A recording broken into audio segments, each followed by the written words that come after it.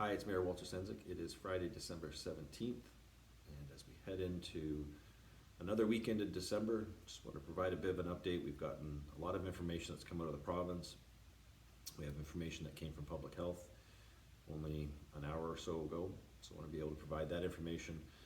But I also want to acknowledge the passing of a young woman in our community, Heather Winterstein, who passed away tragically at the St. Catharines Hospital in the emergency department.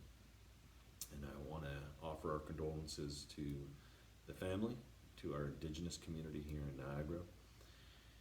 And I want to acknowledge that Niagara Health has indicated that they are going to embark on a third-party review of the circumstances surrounding the passing of Heather. And hopefully we will get to an understanding of what happened, but also how we can ensure that Indigenous people feel safe in all places here in our community, that they are treated respectfully, and in addition to that, that people who present to our hospital systems will be treated with dignity and respect as well. So we look forward to the outcome of the review, but right now the grieving of the family, we just want to offer our sympathies on behalf of the City of St. Catharines. What we heard from the province today, just a few hours ago, reductions in capacity to 50%. That includes restaurants, it includes all places where public can congregate. It includes things like the Meridian Center, the First Ontario Performing Arts Center. It'll include our facilities here at the City of St. Catharines. We heard from Dr. Hergy only an hour ago the significance of what we're seeing with Omicron. It is definitely much more transmissible than any of the previous variants of COVID-19. This is something that we should not take lightly. There's good news. Good news is that over 75% of our entire population has been vaccinated.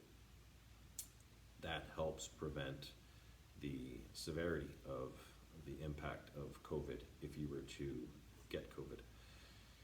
The transmission rate of Omicron is so high that the likelihood that all of us are going to at some point experience Omicron is much greater than any of the other variants.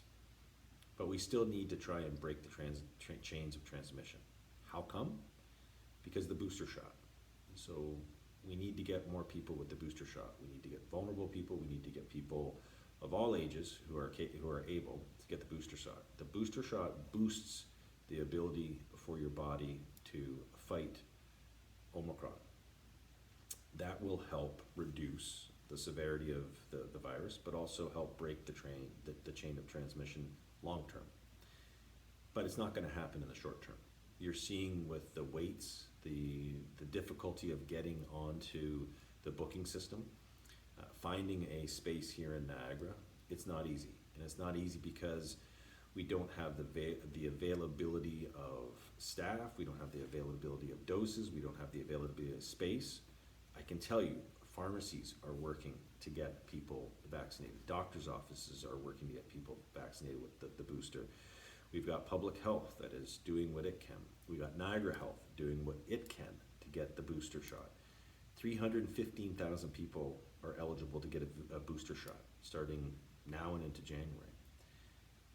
To get that many people a booster shot is going to take not weeks, but more than a month plus. So, in order to completely break the chain of transmission, it's the booster, but to get to all the people who need to get the booster, we all have to do our job. And this is really the message. Our job is to tighten, again, our social circles. So find ways and means to reduce your connectivity with people around you. That includes looking at your holiday schedule. City of St. Catharines, no office parties. So we moved away from getting into larger groups. You have to do the same thing. And again, it's about the protection of the greater community. A lot of people take the individual approach where, why should I do that? I shouldn't have to do that, and I don't want to do that. Why am I doing it? You're doing it for the greater good of the community, for the greater protection of the community. That's the only way we can reduce the severity or reduce the impact of Omicron on the healthcare system. So while you may see that the symptoms, and they're saying the symptoms may be milder, that's not the case for everybody.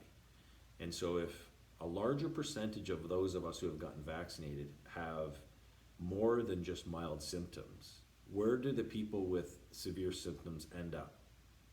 They end up in the hospital, they end up in the ER, they end up in beds.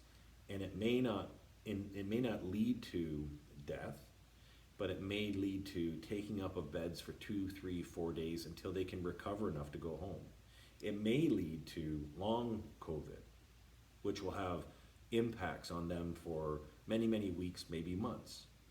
All of that happening in January and February will have an impact on people who have a heart attack, people who have strokes, people who have cancer surgeries, all these other health-related issues that arise at a hospital are compromised. So the more that we can do our part today, the better it's going to be for those who have the unfortunate experience of having a stroke or a heart attack or anything to do with an unknown health issue that may arise, getting into a car accident, whatever it may be. And that in lies the reason why we have to do what we can over the next, say, 6 to 8 weeks. Reduce your points of contact. If you're feeling sick, so the new symptoms, the more predominant symptoms that you're seeing out of Omicron are runny nose, headache, sore throat, things often that you assume with a cold. So upon getting any of those symptoms, don't go out. Stay home, get tested. And I know it's hard to get a test now, but find ways and find a place that you can go to the public health website and find ways and means to get a test. Get tested before you go out to the broader public.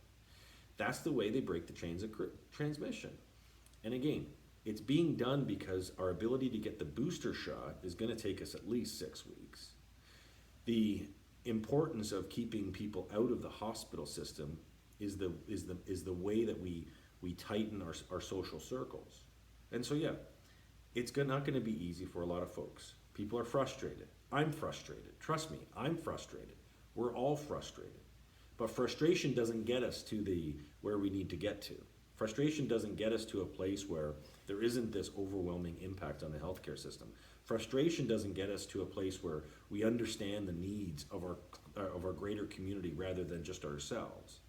So have some empathy, have some compassion, have some understanding for what we can do and what individuals can do for the greater good of our community. So this holiday season, yeah, I get it.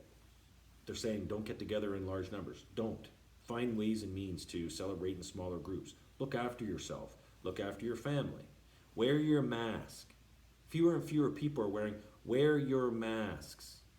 That is one of the lines of defense against COVID-19. Wear your mask. It is proven. No matter what you're reading online, it's proven that the mask is a barrier to try and, it's a ways and means to break that transmission. So wear your mask, wash your hand, tighten your social network, which is, I get it, difficult during the holidays, but do it. Follow the public health guidelines. Listen to what the Ontario government is saying.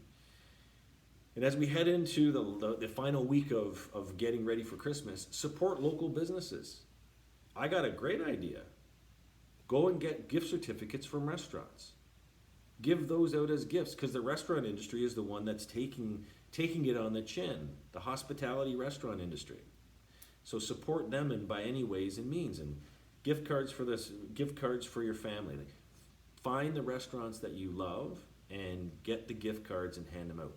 That's a way that we can contribute. That's a way that we can help the restaurant industry. So I know this is not great news. For all the information about what we're seeing from the Ontario government, from public health, go to NAG Regional Public Health. They'll have all the outlined guidelines there. But it shouldn't be unexpected. We've seen what's been happening with Omicron in the UK. We knew at some point it's going to arrive here. It's here. You're going to see the case numbers go.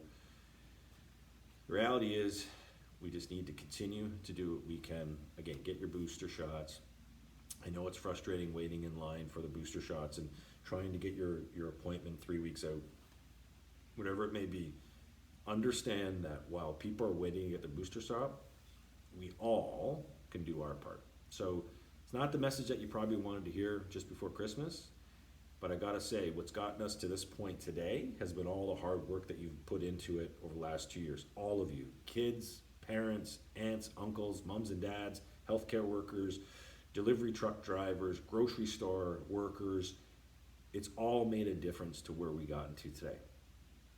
So, what's a couple more weeks? What's another 6 weeks to get us to that place where the booster will break the chain of transmission, and hopefully in 2022, early on, we'll be able to put a majority, if not all of this behind us. But we can't do it until we get to a place where the healthcare system's not overwhelmed. We, as the collective, have looked after one another and got our boosters. And to the unvaccinated, it's time. Go get your vaccine. I know I'm not an expert in terms, I'm not a medical doctor, so don't listen to me. Talk to your doctor. If you have a doctor, talk to your doctor. And again, talk to your doctor here in Niagara, not to Dr. Facebook or Dr. Google. Talk to your doctor here in Niagara and make the decision. It's about protecting you, it's about protecting your family, and it's about protecting our community. So with that, I just want to say thank you. Have a wonderful, safe weekend, and get the guards back up in terms of trying to break the transmission. And let's do this together. Take care.